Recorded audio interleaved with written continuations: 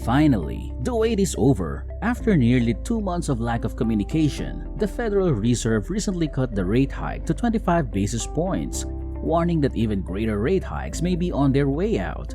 After all, big layoffs are already exerting downward pressure on the labor rate. Wall Street is prepared for the greatest shrinkage since 2008.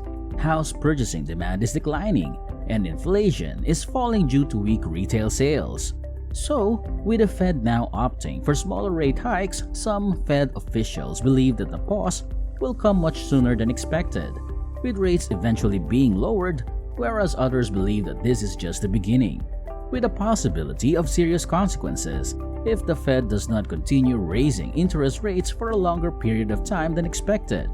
That's why we should review the current situation, go over the warnings from the Federal Reserve for the upcoming few months, and cover the specific actions you may take. After all, if all goes according to plan, this could very well create a brand new trajectory that we haven't seen in more than a year. Hello and welcome to Economic News. If you're enjoying the content so far, please hit the like button and subscribe with all notifications turned on so that you won't miss any more updates concerning this breaking news. Now, with that being said, let us get back to the video. Okay, so before we get into the Fed's latest rate increase and their warning for the rest of 2023, let's take a look at what's going on in the market right now, because there's a lot more going on than meets the eye. See, the Fed has been on a quest for the last year to raise interest rates to the point where inflation begins to drop, but they don't have the finest track record of being correct. What most people don't understand is that the target federal funds rate was originally supposed to be in the region of 1.9% by the end of 2022, but in April, that was changed to 2.75%, in June to 3.5%, in August to 4%, and now it's at 5% with the objective of achieving that level within the next few months. Nonetheless, the good news is that it appears to be working. Inflation has been progressively dropping over the previous 6 months, from its top of 9% in June of 2022 to now 6.5%, which is still high but heading lower.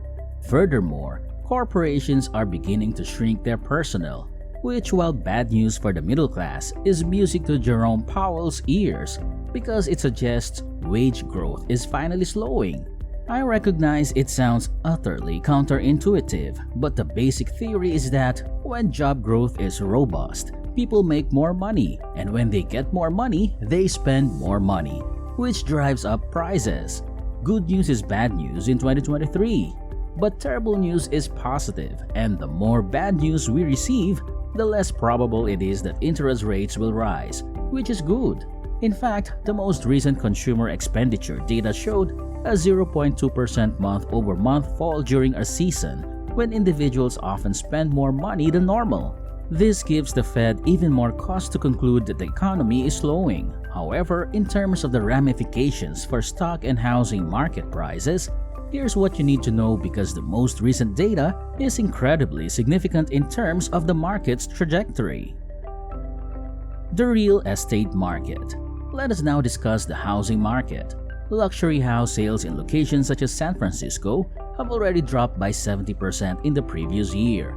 Luxury house sales in regions such as San Francisco have already plummeted by 70% in the last year. All properties are languishing on the market for longer than they used to, and overall housing inventory has once again fallen below 1 million units, with growth slowing from the previous year's peak. According to Zillow's analysis, the biggest impediment for purchases right now is price, with the average home currently costing 62% more per month than it did at the end of 2021. This implies that we had the largest month-on-month drop in housing since 2011, with buyers and sellers still at odds over who gives up first. According to Zillow, purchasers stepped back from high pricing, while would-be sellers avoided the market, resulting in reduced total inventory.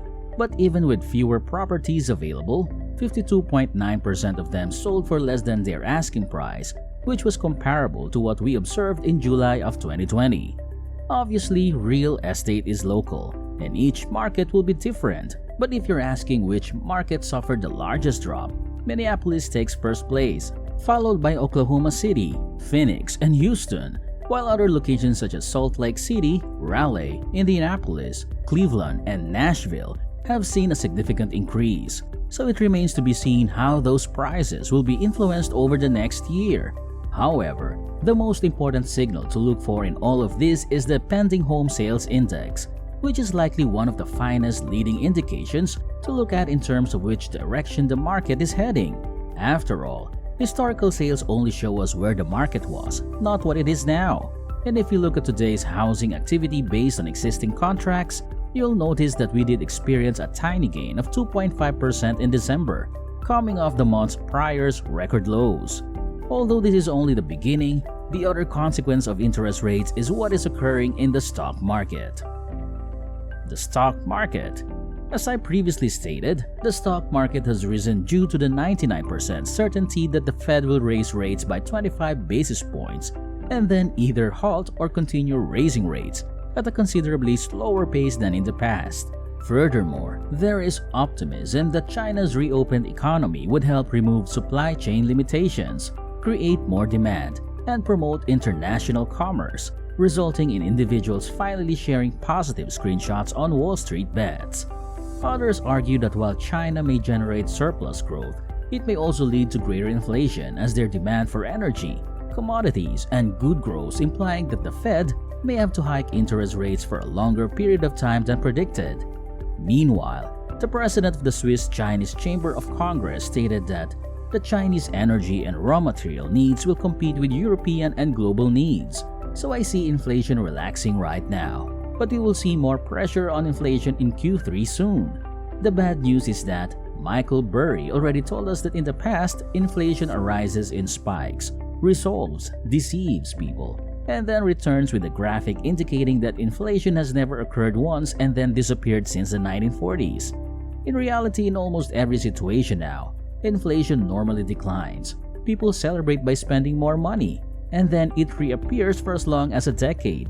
It's also worth mentioning that the White House conducted an examination of post-World War II inflation and discovered that in virtually every single occasion, inflation took many years to normalize from the peak and never flatlined within a few months. So, while we may be getting some positive news from the Fed in the form of rate rises, the story is far from done. But on the bright side, the average expert forecasts the S&P 500 to end the year over 4,000, with a range of 3,500 to 4,500. And there's a record amount of capital lying on the sidelines, ready to scoop up equities whenever they fall. But I must add that a lot of it is due to the Fed's decision over the previous several months. And in terms of what they just recently said, you'll want to pay attention. Increase rates. In terms of their most recent decision, let's be honest, a 25 basis point rate hike has been priced into the markets for the previous several weeks, and with inflation decreasing, it's no surprise. The true question that everyone wants to know is when the rate rises will cease. We have yet to receive any definitive guidance, which is to be expected, but currently, 80% of traders are pricing in one more 25 basis point rate rise in their March 22nd meeting, followed by a pause to see what occurs. Hence, ING's chief economist stated, US inflation shows price pressures are easing, yet in an environment of a strong jobs market, the Federal Reserve will be wary of calling the top in interest rates, especially because there is risk that if investors believe inflation has ended, they would spend more money, leading inflation to last much longer. Because of this, it's thought that the Federal Reserve won't give us any clues about what will happen too long in advance. However, as of now, a peak federal funds rate of 4.75 to 5% is being priced in, and everything else will be based on the information and data that we receive between now and March 22nd. On the bright side, consumer expectations for near-term inflation have dropped to its lowest level since April 2021, at 3.9% for the coming year, indicating that the Fed's strategy is succeeding. As for my thoughts on everything going on, let's start with the growing unemployment rate. Yes, it is distressing to see how many jobs have been lost in the last few months.